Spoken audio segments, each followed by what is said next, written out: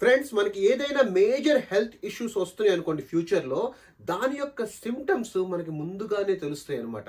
ఆ సిమ్టమ్స్ తెలిసిన వెంటనే ఎవరైతే జాగ్రత్త పడతారో తమకు తాము కాపాడుకోగలుగుతారు. లేకపోతే ఏం జరుగుతుంది అనేసి అంటే డాక్టర్ సింపుల్గా చెప్పేస్తారు, ఏంటని, యు ఆర్ సో లేట్ అని చెప్పేసి. సిమిలర్లీ అలానే మిత్రమా, మనకి రానున్న ఫ్యూచర్లో మనం ఎదగలేము అన్న ఇష్యూ వస్తుంది అనుకోండి, ఆ డేంజర్ జోన్లోకి మనం వెళ్తున్నాం అనుకోండి, దానికి కూడా మనకి సిమ్టమ్స్ కనిపిస్తాయి మిత్రమా. ఆ సిమ్టమ్స్ కనిపించేటప్పుడు ఎవరైతే జాగ్రత్త పడతారో వాళ్ళు తప్పకుండా విజయం సాధిస్తారు మిత్రమా. సో మిత్రమా, దీంట్లో 6 సిమ్టమ్స్ ఉంటాయి. ఆ 6 సిమ్టమ్స్ ఏంటో డిస్కస్ చేద్దాం. ఫిఫ్త్ సిమ్టమ్ మిత్రమా, చాలా చిన్న సిమ్టమే, కానీ we should be very careful.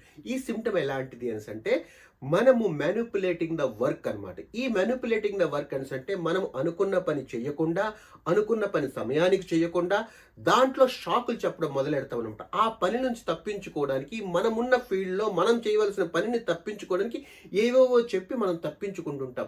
సహజంగా హెల్త్ ఇష్యూ అని చెప్పేసి, లేకపోతే అదని చెప్పేసి, ఇదని చెప్పేసి ఉండొచ్చు, కాదని చెప్పను. కానీ అది నీ మనసుకు తెలుసు, అది whether it is there or not అనేది నీ మనసుకు తెలుసు. ఆ విధంగా సహజంగా జరుగుతుంటది కాబట్టి చెప్తున్నాం అనమాట.